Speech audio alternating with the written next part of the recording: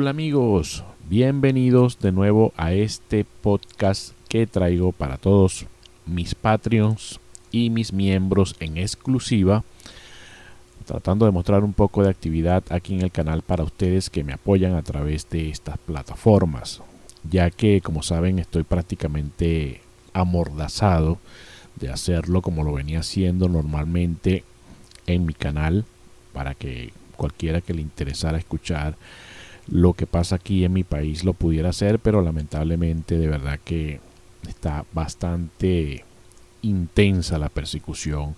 acá a todos los que hacen este tipo de videos, o los que transmiten este tipo de información afuera. Recientemente también encarcelaron a algunos periodistas que intentaron entrar al área de Apure,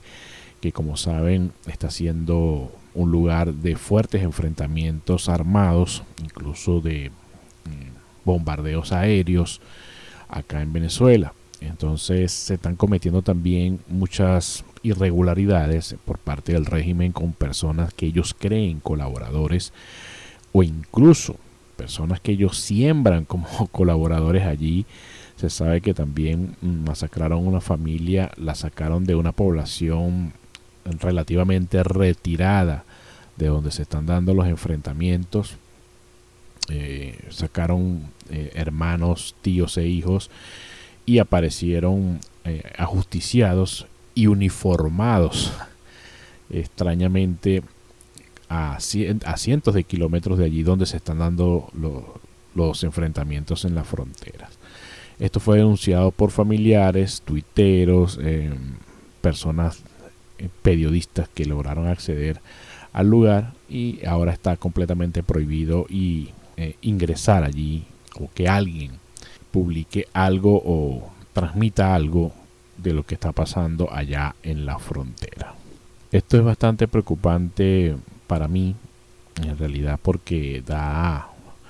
una mirada de lo que está dispuesto a hacer el régimen ahora en adelante, ya que ha perdido completamente toda la legitimidad. Se le han caído prácticamente todas las caretas ante el mundo, y esto es extremadamente peligroso cuando un régimen entra en este modo de desesperación. Y ya uno más o menos, como preparacionista, que siempre trata de ver la historia de lo que ha pasado en otros países aliados del régimen, ya uno puede más o menos predecir lo que pudiera estar pasando acá en el país si se sigue desboronando la sociedad, se sigue desboronando la economía al ritmo que va.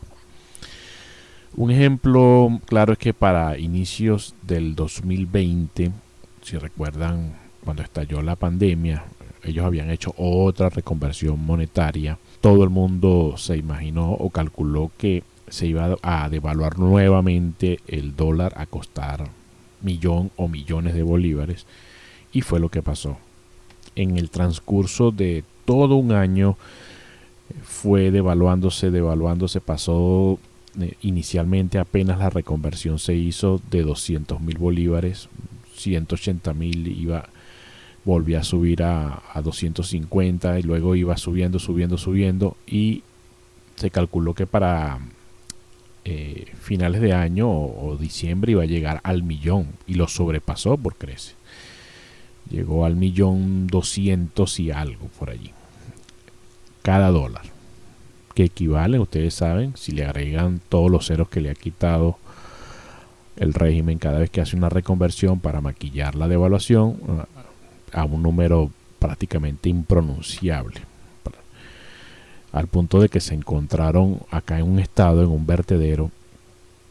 toneladas y toneladas de billetes de los viejos que ya había descontinuado el régimen, porque ya básicamente se necesitaba un camión blindado lleno de billetes de estos para hacer el equivalente a lo que valía un dólar. Y bueno, ¿para qué país es práctico una moneda que prácticamente hacerla cuesta muchísimo más de lo que vale? Es realmente una locura. Pero así es Venezuela, el país de las contradicciones, el país de los errores y atrocidades económicas que no tienen ningún tipo de lógica ni justificación, que no sea otra que la corrupción, el lavado de dinero y oprimir a la población. Bueno, en resumen, el bolívar se devaluó respecto al dólar 1.000.000 a 1, poco más, en el transcurso del 2020, inicios del 2020 a diciembre, enero del 2021, en todo un año, lo que por sí es la peor devaluación del planeta de por sí. Bueno, amigos, apenas estamos en abril y a la hora que estoy haciendo este video, el dólar alcanzó los 2.500.000 bolívares por dólar, lo que equivale a que se devaluó en solo 3 meses lo que tardó en devaluarse todo el año 2020, para que tengan una idea de cómo están las cosas. El único precedente histórico que pudiera existir para compararse relativamente, porque ni siquiera fue a tal extremo, aunque no lo crean, fue la República de Weimar en los años 30, luego de la depresión económica mundial. Recordemos que la República de Weimar fue el nombre que se le dio a la Alemania post Primera Guerra Mundial y por entonces estaba bajo estrictas sanciones económicas y embargos, debido a que desde el punto de vista aliado ellos fueron los causantes de la Primera Guerra Mundial y tenían que pagar por todas las consecuencias que los países sufrieron por ella. Sin embargo, cualquier experto en la materia puede decirte que el caso de Venezuela es incluso aún peor que la devaluación que sufrió Alemania en ese periodo, algo que carece completamente de toda lógica para una nación rica en recursos naturales, rica en petróleo, oro, coltán, aluminio, hierro en sí. Realmente una locura que muestra la capacidad de los socialistas para destruir un país incluso peor que una guerra mundial, señores. Algo totalmente evitable si una población tiene al menos acceso a la educación básica, algo que hay que reconocer no existía acá en Venezuela antes de Chávez, y después de él obviamente todo transgiversado, todo cambiado a favor de la retórica del régimen, lo que es aún peor. Pero que en resumidas cuentas lo que trato de decir es que siempre que una población tenga al menos conocimiento más básicos de la historia mundial o la historia universal, puede más o menos predecir o discernir de alguien que está realmente tratando de imponer un discurso que a lo largo de la historia se sabe ha encantado a masas, ha encantado naciones enteras, pero al final siempre las lleva a la destrucción y a la tiranía total. Personajes que se aprovechan del ciclo de la historia y de cómo las masas y las poblaciones parecen olvidar a tiranos anteriores, no solamente de su propio país, sino de otros continentes y de otras épocas, en que hicieron básicamente lo mismo, encantaron a la población con promesas completamente vacías, pero que las poblaciones al desconocer, por ejemplo, acá quién fue Stalin, quién fue Mao, quién fue el mismo Hitler, no saben realmente por dónde viene una persona que promete igualdad, quitar a los ricos o bajarlos de su pedestal para dárselo a los pobres. Algo que invariablemente se sabe ha fracasado a lo largo de toda la historia. Pero la memoria es corta. De repente acá en Venezuela o acá en Latinoamérica pasan 2 o 3 generaciones y seguramente va a venir alguien en un momento en que una nación está pasando por momentos difíciles que está de repente viviendo muchas desigualdades para ofrecer ser un justiciero, y seguramente va a haber una población que ya, al haberse olvidado de Chávez, al haberse olvidado de Fidel Castro, volverá a cometer los mismos errores, sobre todo si no se toma la decisión justificada, en mi opinión, de criminalizar el comunismo tal como se hizo con el nazismo,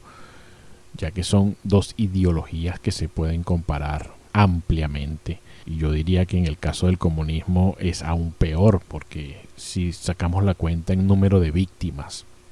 en el número de desplazados, de campos de concentración, de gulags y de las personas que mueren como consecuencia directa del comunismo, es una ideología comparable o incluso que supera en aberración a lo que fue el nazismo en Europa. Por lo que, en mi opinión, debería tomarse medidas legales para limitar el ascenso al poder de este tipo de personajes en el futuro acá en Latinoamérica, ya que tanto daño han causado en que un continente tan rico, tan poblado, esté sometido al atraso y al tercermundismo por personajes de esta calaña que emergen cada cierto tiempo y que se vuelven un pantano del cual es difícil salir para cualquier población. Por ejemplo, acá en Venezuela, evidentemente, en algún momento esta dictadura va a caer, es inevitable, pero ¿en cuándo será? ¿O cuántas vidas más se llevará consigo? ¿O cuánto tiempo más nos robará la vida que debimos haber vivido muchos acá, truncada por este régimen que nos robó el futuro y nos robó los años o los mejores años de nuestra vida con esta dictadura que se ha enquistado acá en Venezuela? Para mí, como preparacionista, así como para muchas personas que analizan el caso de Venezuela, se puede comparar incluso con el de Siria, no solo en el tema de migración, sino en el tema de conflicto interno, que aunque no ha alcanzado los niveles con el tema de uso de armas químicas o bombardeo a poblaciones civiles, es seguramente algo que el régimen haría si acá surgieran el tipo de protestas que surgió en Siria luego de la primavera árabe, que como saben fue derrocando varias dictaduras allí en Medio Oriente y que llevó a Bashar el-Assad, que luego que se extendieran a Siria, a cometer atrocidades contra la población que tienen sumergida incluso hoy en día a Siria en una terrible guerra civil. ¿Por qué lo comparo con el caso de Siria? Bueno, algo que le resultó a Bashar el-Assad luego que se desataron las protestas masivas. Estas protestas se llevaron a cabo metódicamente siguiendo un manual de un estadounidense llamado Gene Sharp, que yo le recomendaría estudiar este manual que se llama De la dictadura a la democracia. Es un manual que le dice a las poblaciones cómo terminar con un régimen opresivo de manera pacífica, empleando métodos de protesta no violentos, tal como lo hizo Gandhi para liberar a la India, y que fue muy efectivo, ya que cambió la mentalidad de las personas que protestaban al llevar una lucha coordinada, no violenta, haciéndose amigo de ese soldado que disparaba contra el pueblo, en lugar de verlo como un enemigo, en lugar de lanzarle piedras o en lugar de responder a agresiones armadas, siempre colocando contraproducentemente o contraintuitivamente a las mujeres y ancianos al frente de la protesta y a los más jóvenes, que de repente son más reaccionarios, en medio, evitando a toda costa, por más que se te disparara, se te bombardeara, se te gaseara, por más violencia que generara el régimen, no responder jamás a los ataques, sino seguir como una avalancha humana hasta paralizar completamente todo el país y poner al ejército de su parte al ver las atrocidades que está dispuesto a cometer contra estos protestantes. Y esto funcionó invariablemente hasta que Bashar al-Assad liberó reos terroristas que él ya tenía encarcelado de Al-Qaeda, trajo incluso mercenarios de otros países para reprimir a la población, aun cuando parte del ejército se volteó para defender a la población. Algo que pasó exactamente acá cuando hubo esas protestas masivas con la entrada de la ayuda humanitaria, todas esas protestas que se dieron en el 2017, donde se liberaron presos, se trajeron agentes cubanos, los cuales sí estaban dispuestos a disparar a la población junto a los colectivos, todos movimientos criminales al margen de la ley, paramilitares, que accedían a masacrar a los protestantes cuando ya los soldados se rehusaban a hacerlo. Por lo que este régimen siempre toma todas esas claves, bien asesorado obviamente por Cuba, para contrarrestar todas las protestas o todas las acciones coordinadas que han tenido resultado en otros países, aprendiendo de los errores que cometieron regímenes anteriores, lo cual lamentablemente ha hecho perdurar esta situación más de lo necesario. Pero como les digo, conociendo un poco de historia, conociendo un poco de cómo se desenvolvieron los hechos en estas protestas masivas que derrocaron tiranos o que en otros casos volvieron las naciones prácticamente ingobernables, se puede predecir fácilmente lo que va a venir pasando acá en Venezuela. Lamentablemente, señores. Y espero me equivoque por mi propio bien, pero es el panorama más probable que se pueda ver en el futuro, con un régimen que, como todo otro, está dispuesto a hacer lo que sea, a llevarse por delante a quien sea, con tal de mantenerse en el poder. Y solo para que tengan una idea o un ejemplo claro, tal como les dije en el podcast anterior, acá Guaidó, que es el presidente interino, que en realidad no tiene ningún tipo de poder, compró vacunas para que entraran, ya que el régimen alega que por las sanciones no puede traerlas, y el régimen las impidió su ingreso acá al país. Mientras que acá la tercera ola del COVID hace estragos. Y el régimen, con tal de no reconocer ningún tipo de crédito, o que la población no le reconozca ningún tipo de crédito a Guaidó, prefiere dejar que la población siga sufriendo y muriendo. Por otra parte, los empresarios dijeron, bueno, si ustedes están en esa guerra que tú no las quieres traer, aunque alegando un bloqueo económico que es totalmente falso, porque fíjense que pagaron cientos de millones de dólares, se sabe, en defensa y movimientos masivos para tratar de sacar a Al-Assad de la cárcel, el testaferro de Maduro,